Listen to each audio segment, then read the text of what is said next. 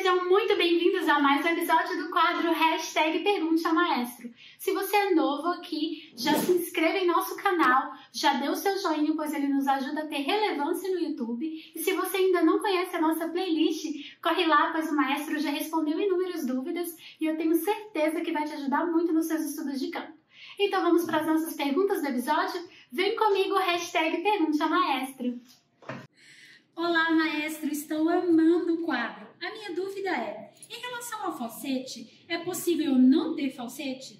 Pois após a minha muda com 14 anos, eu não consegui mais reproduzir esse registro. Lembro da sensação que era fazer ele e definitivamente não possuo mais. Depende de quantos anos você tem. Ele não falou. Ele não fala? Pode ser que você volte a ter sim. É só uma questão de memória. Faz uma aulinha para você tentar buscar. Tem alguns tenores que têm dificuldade de fazer falsete. E aí, quando eles têm dificuldade, eu aconselho a não fazer. Pra quê? Não é? Se ele tem voz plena... Ih, gente.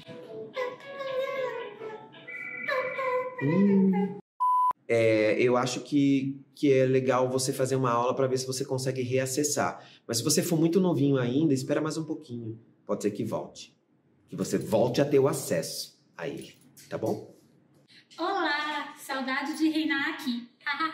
Se um contratenor é uma classificação harmônica, por ser uma voz que estaria em contraponto ao tenor, a ideia de classificação vocal de contralto seria algo parecido, ou seja, contra o alto? Mas quem seria o alto? Adorei. Vamos lá. Tem isso no meu livro também, tá? A origem das classificações vocais. Mas calma. Contratenor, harmônico é uma coisa, contratenor, voz é outra. O contratenor é o contralto. O contratenor é a voz masculina, contralto. E o contratenor sopranista é o soprano. Agora, o contratenore, que é a voz que faz contraponto ao tenor na harmonia, pode ser um contratenor alto ou pode ser um contratenor baixo. E o contratenor é baixo, vira um baixo. Então, harmonicamente, ele faz contraponto ao tenor, mas ele está abaixo do tenor, que é a voz que tem o cantus firmus. Então, tenore, que significa, vem de tenere, de permanecer, no italiano, essa voz seria a voz que tem o cantus firmus. A voz que faz contraponto com ele acima é o contratenore alto, e a voz que faz o contraponto abaixo, o contratenore baixo. Corta os contratenores, viro alto e baixo. Pronto, já tenho 3 vozes. Baixo, tenore, alto. A voz que faz acima do alto uma harmonia, eu chamo de superius. Essa voz está mais aguda que todo mundo e essa voz se torna soprano. Vamos pensar assim. O contralto seria uma voz que faz contraponto ao alto, porque na polifonia eu não tenho só 4 vozes. Eu tenho uma voz que faz contraponto com o tenor, uma quinta chamada quintus, outra voz chamada sextus, outra voz chamada contralto, que vira contralto. Então eu tenho... Que isso, Fábio? Tá difícil hoje. Então, tô fazendo uma explicação aqui incrível e a pessoa me interrompe. Eu acho que esse tipo de conhecimento é legal, mas não existe diferença em termos de contraponto entre o contralto e o alto. Alto porque tá mais alto que o tenor. E contralto, porque um contratenor é alto, talvez. Entendeu? Então, a gente tem teorias sobre isso. E eu falo sobre essa teoria no meu segundo livro. Essas teorias do nome, né, das vozes. Então, mas cuidado para você não confundir a classificação na harmonia funcional e a classificação vocal. O contratenor alto é a voz mais aguda. Vamos dizer, não a mais aguda porque tem os sopranistas ainda, não é? Mas o contratenor seria a voz mais aguda dos homens e o sopranista o mais agudo de todos. Seria basicamente isso, tá bom? Espero ter te ajudado. Quando você começou a ser professor, quais foram as principais dificuldades que você superou com os alunos? Você quer dizer dificuldade dos alunos ou dificuldades minhas? Acho que são suas mesmo. Vou falar dos dois. As dificuldades minhas. Pedagogia é uma coisa que se aprende. Difícil de você começar a dar aula e ser um bom professor. Muito difícil. Porque você não tem todos os skills, você está aprendendo junto com eles, não é? Então, a minha maior dificuldade quando eu comecei a dar aula, tem, sei lá, mais de 30 anos, é pedagogia.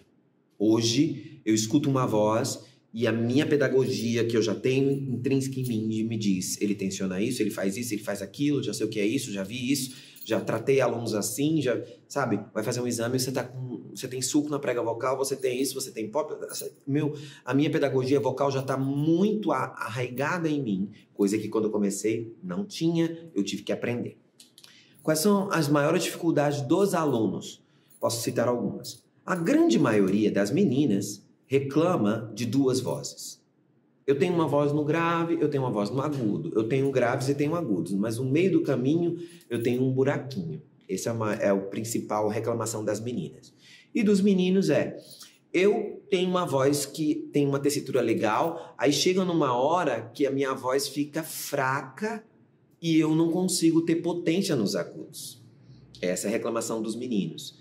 Que ele troca de borda e ele não consegue dar potência nos agudos. Essa é a maior reclamação dos meninos. Subir de borda densa, conseguir subir de borda densa, que é high belting, tá? Que não interessa ser high belting de barítono ou high belting de baixo. É high belting, né? Um sol é um high belting para um baixo. Não é para um tenor, mas é para um baixo. Agora, tem um outro problema que eu enfrentei com os meus alunos que eu sempre não, mas eu tento evitar, mas que é a aceitação da própria voz. Então, eu tenho muitas estrelas, né, de teatro musical, graças a Deus. Eu tenho muitas estrelas que estudaram comigo e que são famosas e que as pessoas vêm estudar e falam, eu amo a voz da fulana. E eu queria muito ter a voz dela. E aí eu falo, infelizmente, isso eu não posso fazer, porque a voz dela é dela, não é? Que tal a gente trabalhar a sua? E tem um caso, que eu não vou falar o nome, de um aluno meu que veio estudar comigo e ele tinha um colega que era contemporâneo dele, que tinha uma voz deslumbrante, e ele disse para mim, eu jamais vou ter a voz do fulano. Por mais que eu estude, eu nunca vou ter a voz dele, gente. Ele é maravilhoso. Eu falei, você nunca vai ter a voz dele. Você tem razão. Mas você pode ter a sua, e a sua pode ser incrível. E terminou que ele fez uma grande carreira. E o outro não. O que ele admirava. Então, não, ele fez uma grande carreira com a voz dele, não com a voz do outro. Entendeu? Isso é uma coisa que a gente tem que ensinar para o aluno. Por mais que você admire alguém, por mais que você ache a voz da pessoa incrível, desenvolva a sua voz. A sua voz é única, é um presente de Papai do Céu para você. E ele quer que você desenvolva isso para você, sabe? É um presente, encare como um presente. Então não queira o presente do outro. Eu sei que a grama do vizinho é sempre melhor, mas olha, eu tenho regado muito a minha grama. Eu nunca me importo com o que os outros estão pensando sobre mim, ou sobre a minha voz, ou sobre a minha técnica, ou sobre o meu quadro no YouTube.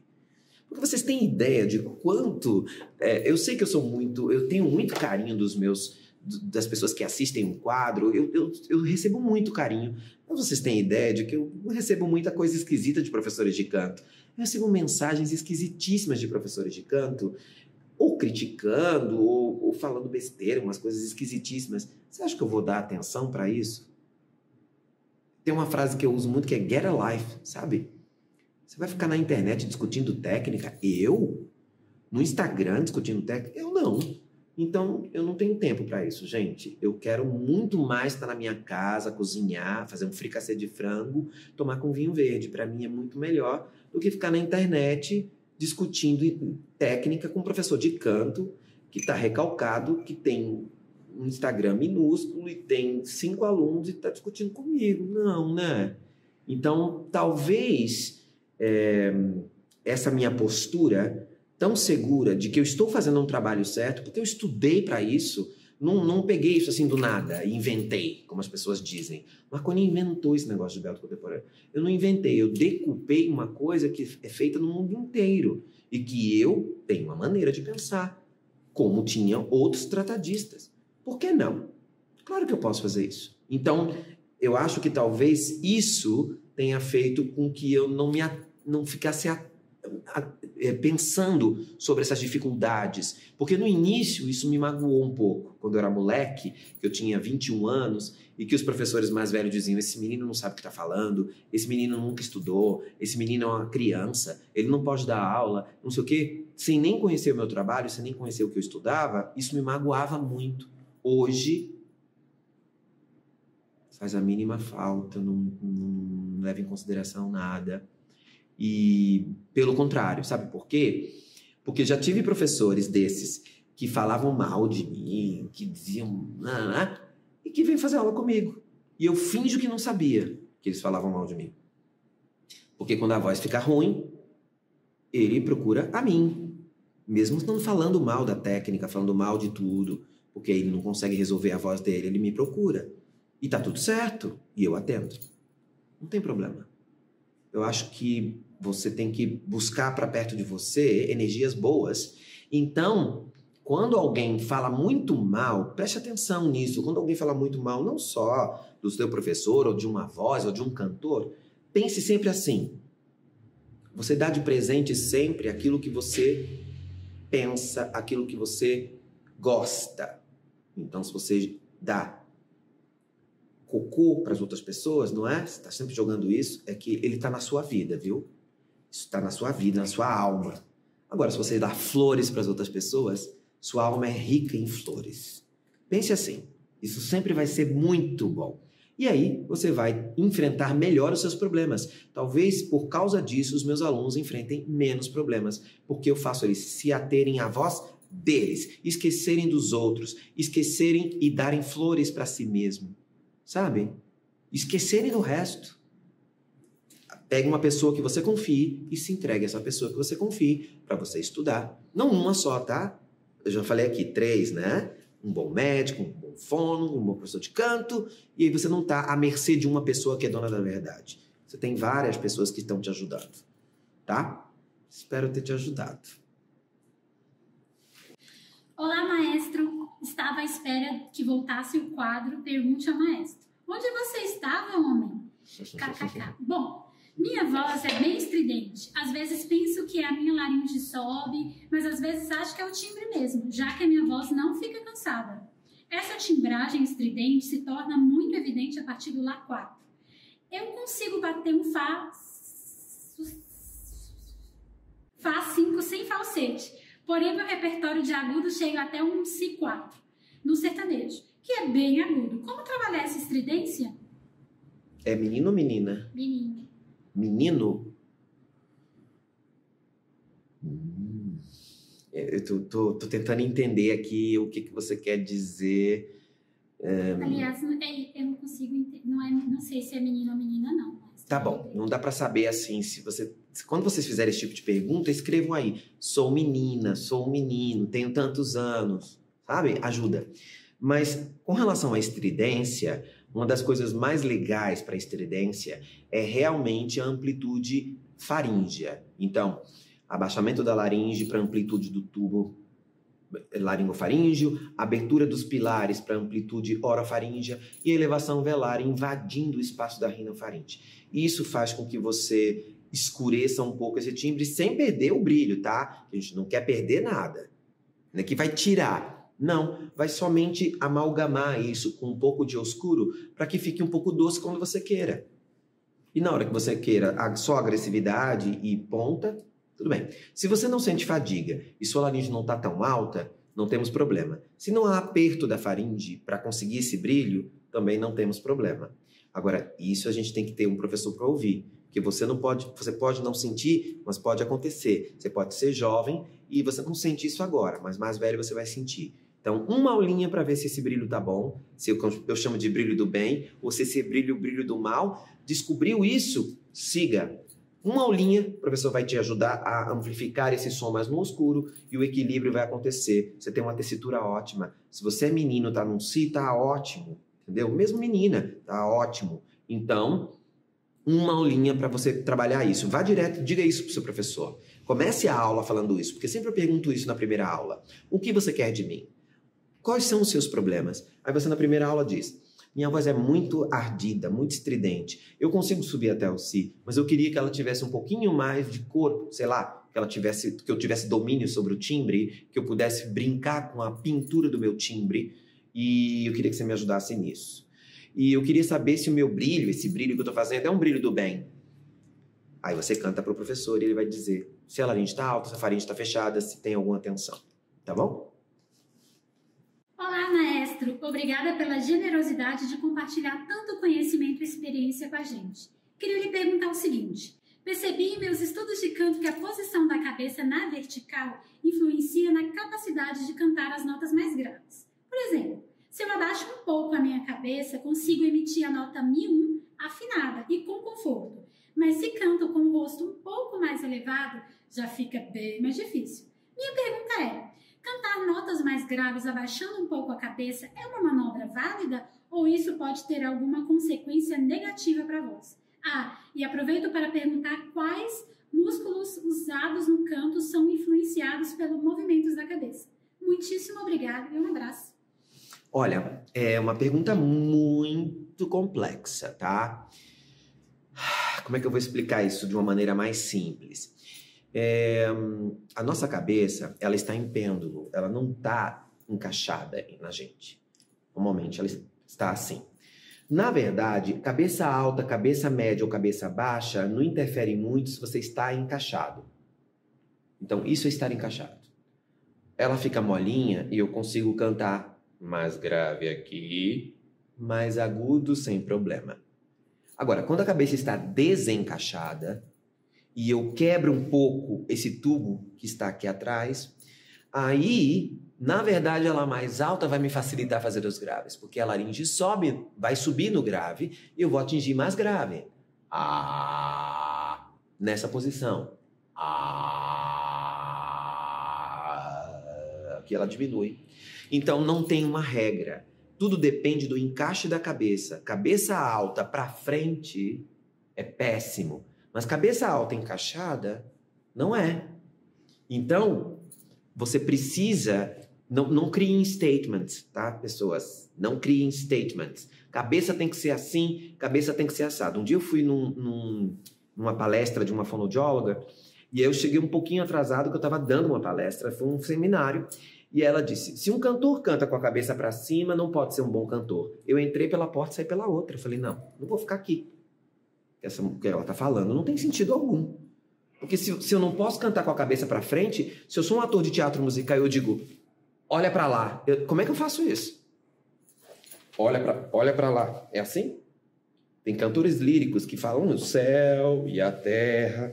A pessoa está presa aqui, ela não consegue soltar a cabeça. Não pode ser isso. Se eu estou no teatro, eu fiz cabaré, Alonso Barros é um coreógrafo que não está nem aí pro negócio de posição. Ele vai fazer, ele vai criar a coisa dele. No Willkommen, ele fez uma coreografia lindíssima, mas ele pedia para o elenco, na hora do agudo, fazer um cambré e a cabeça ir para trás. Então eles faziam isso aqui, 2 vezes. Pá, pá, na hora do agudo. Entendeu? Eu tenho que resolver isso aí.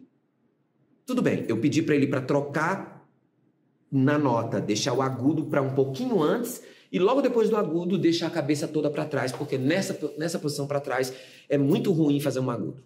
Muito desconfortável e pode machucar. Eu expliquei isso para ele e ele, como bom coreógrafo de Broadway que é, entendeu.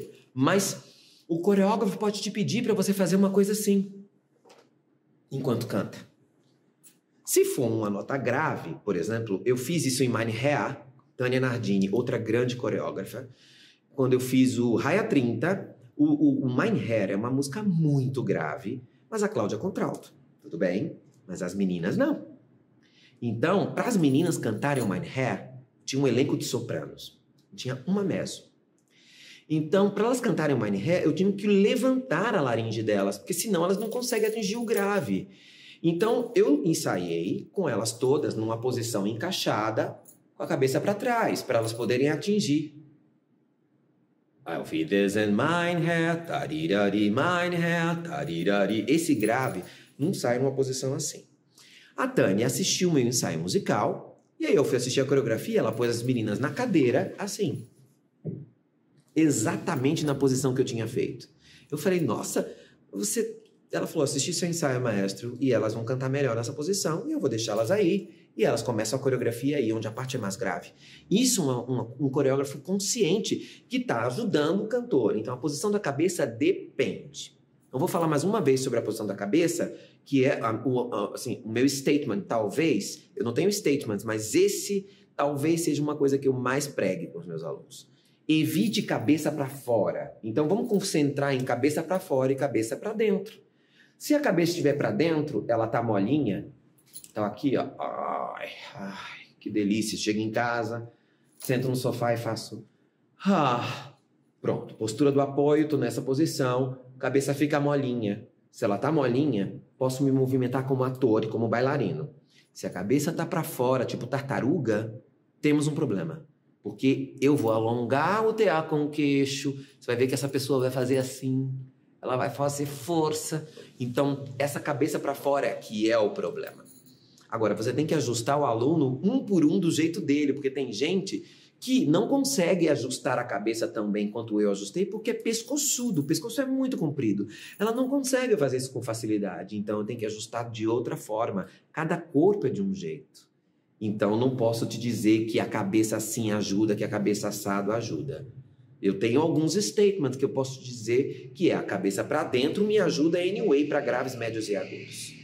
Tá? Se você pegar um cantor pop, ele jamais vai fazer yo! Ele vai fazer sempre uou! Sempre para trás. Sempre na hora do agudo, nunca com a cabeça para frente. Porque isso dá realmente para a plateia, inclusive, uma sensação de esganamento, né? Então, não tem statements, tá? Maestro, tudo bem? Que bom que o quadro voltou. Pode dar dicas de como manter a sensação de floating? Às vezes me pego perdendo essa sensação no meio de uma música e é bem difícil de voltar.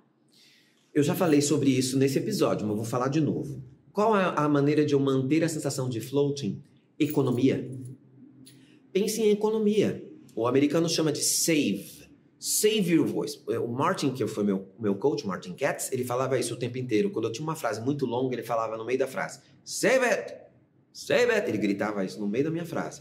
Significa o quê? Durante a música, durante a frase, poupa. Poupa. Essa é a melhor maneira de você manter. Poupa. Pensa que não quer. Preguiça. Não quero cantar.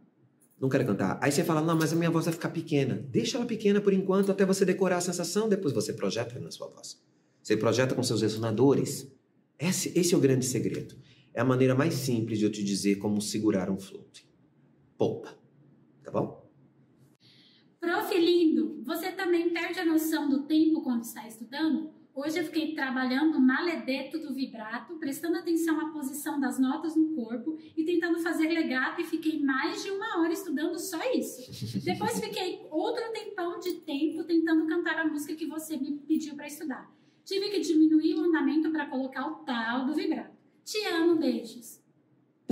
Isso não é uma pergunta, é? É assim, se você perde a noção do tempo... Ah, se eu perco. Quem que é? É a Dani Fernandes. Dani Fernandes, tá? Minha aluna, tá? Que veio do Pergunte a Maestro. Ela veio do Pergunte a Maestro e virou minha aluna, Dani. Então, sim, eu perco muitas vezes. Quando eu fico apaixonado por uma coisa, aí eu falo, caramba, tá melhorando. Caramba, eu quero decorar logo isso. Caramba, não posso perder esse lugar. Aí eu pego, gravo a minha aula que eu dou pra mim mesmo, aí eu repito, eu perco sim. E é uma delícia, não? Se você tem tempo, né? Se não tem, é um problema. Mas eu sempre reservo 1 hora por dia para eu me perder no tempo. Né, Sami? Sim, maestro. A gente tá fechado agora, a Sami não tá me vendo mais estudar, mas ela me vê estudar todo dia. E é 1 hora no relógio, às vezes um pouquinho mais, pra eu estudar todo dia, pra eu manter a minha musculatura e pra eu me divertir também, né, gente? Que a gente merece se divertir, né? Beijo, Dani.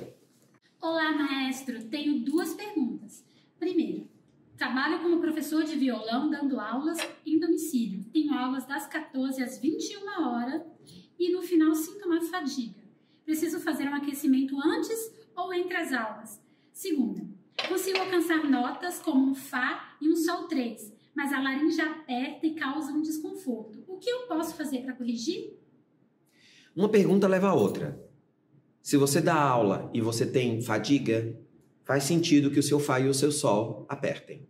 Ou seja, você está com a laringe alta, a faringe fechada, e você fala dando aula assim, e você se fadiga. Então você tem que fazer um aquecimento, não só um aquecimento, você tem que fazer um placement antes da aula, antes da primeira aula. E no final da última, um desaquecimento. Isso é necessário. Senão no outro dia você está exausto. Basicamente, esse problema do sol, o que você tem que fazer é uma manobra chamada top belting, onde você reduz, olha no meu primeiro livro, nesse daqui, reduz a massa recrutável por volta do faz do sol para você poder ter certeza que você está subindo de belting e abaixamento da laringe, diminuição da massa recrutável, diminuição do sopro, diminuição dessa elevação laríngea para que você tenha uma voz mais estável e aí a partir do laci você volte a aumentar a sensação de projeção. Então a voz tem que diminuir aí, mas diminuir sem apertar. E isso você não vai conseguir sozinho, infelizmente. Você precisa de ajuda de um professor ou de um fonoaudiólogo que te ajude a ter isometria do esternotireoide, que é o músculo que vai abaixar a laringe nessa hora, que é o seu passágio principal, e você vai aprender a decorar pela voz muscular. Janeiro, isso aqui vai te ajudar. Então, se você puder aquecer a sua voz pouco, o aquecimento vai durar 7 minutos e meio, 8 minutos, e no final ficar falando janeiro, fevereiro, essa sensação de apneia para você não pôr voz, isso já vai te ajudar. Mas você precisa de aula, você precisa de fono para te ajudar. E faça isso o quanto antes. Porque se você continuar fazendo isso, essa fadiga vai se tornar crônica. Você vai começar a ter problemas na sua prega vocal. Por quê? Por causa da demanda, não é? É muito tempo. Então, faça isso quanto antes. Tá bom?